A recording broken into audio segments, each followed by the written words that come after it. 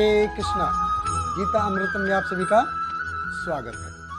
तो भगवान हमको आत्मा के लक्षणों के बारे में बता रहे हैं। तो और ये उस श्रृंखला का तीसरा श्लोक है। तो भगवत गीता अध्याय 2 श्लोक क्रमांक 22। तो भगवान कहते हैं, वांसासी जीर्णानि यथा विहाय नवानि गृह्णाति नरोपराणि तथा शरीराणि विहाय जीर्णानि अन्यानि संयाति नवानि देहि। भगवान कहते हैं कि जिस प्रकार मनुष्य पुराने वस्त्रों को त्याग कर नए वस्त्र धारण करता है, उसी प्रकार आत्मा पुराने तथा व्यर्थ के शरीरों को त्याग कर नवीन भौतिक शरीर धारण करता है। तो भगवान हमको बता रहे हैं कि कैसे हमारे शरीर में परिवर्तन होता है, कैसे हमारी इस बॉडी में चेंज आते रहते हैं।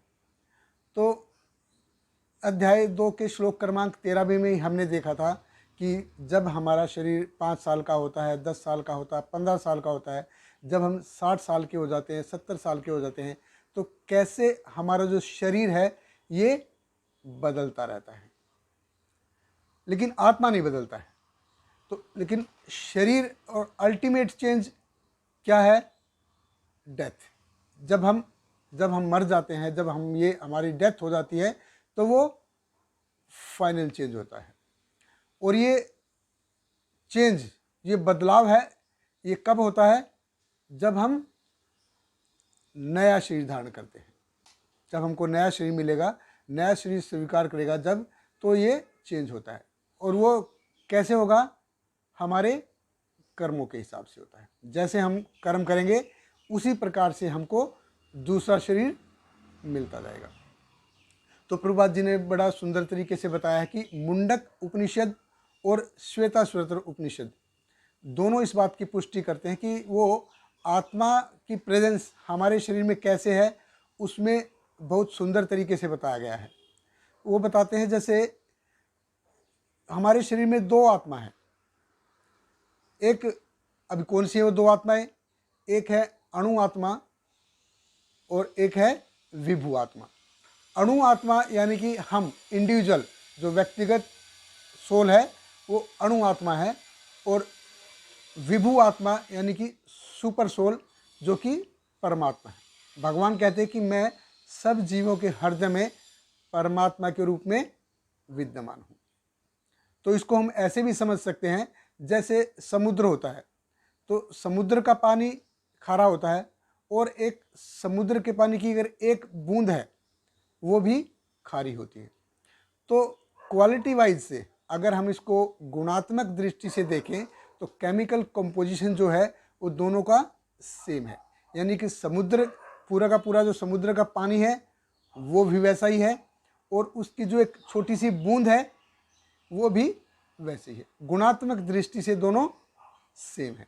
लेकिन वही अगर मात्रात्मक दृष्टि से देखते हैं, हम क्वांटिटी वाइज देखते हैं, तो उसमें बहुत ही ज़्यादा डिफरेंस है। There is a huge difference, बहुत ज़्यादा अंतर है उसमें। तो इस चीज़ से एक चीज़ क्लियर हो जाती है कि हम कभी भी भगवान नहीं बन सकते, हम कभी भगवान नहीं बन सकते। तो और इसको दूसरे तरीके से भी हम समझ सकते हैं कि उपनिषद में ये पुष्टि करते हैं इस बात की कि जैसे एक पेड़ के ऊपर एक 2 पक्षी बैठे हैं, 2 पक्षी बैठे हैं। एक पक्षी है जो जिसको को जीव से कंपेयर किया गया है, और दूसरा पक्षी जो है वो परमात्मा रूप में जिसको कि भगवान से कंपेयर किया गया है। तो जो पहले वाला पक्षी है वो कभी एक डाल पे बैठता है, कभी दूसरी डाल पे बैठता है, कभी तीसरी डाल पे बैठता है, और फल खाता रहता है। वो सोचता है कि ये फल खाऊंगा तो मैं खुश हो जाऊंगा, दूसरी डाल पे फल खाऊंगा जाके तो खुश हो जाऊंगा, तीसरी डाल पे फल खाऊंगा जाके तो खुश हो जाऊंगा। तो कोई फल कभी खट्टा लगता है, कोई मीठा लगता है, कोई कड़वा लगता है, कोई नमकीन लगता है। तो ऐसे हम फल खाते रहते हैं, और ये ज़िंदगी हमारी ऐसी ही चलती रहती है। कैसे? K3G, कभी खुशी कभी गम, तररम पम पम पम।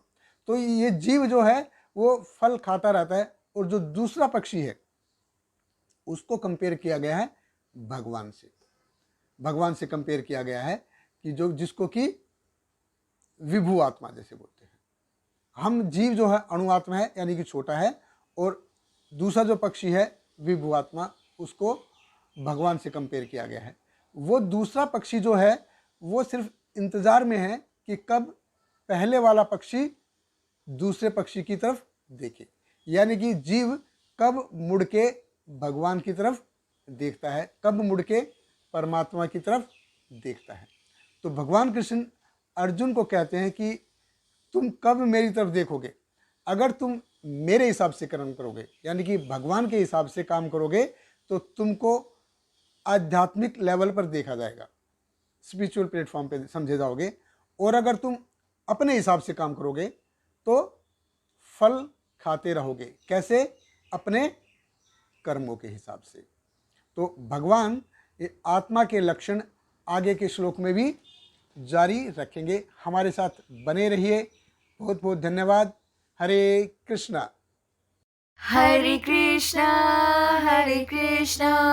कृष्ण कृष्ण हरे हरे, हरे राम राम राम हरे हरे।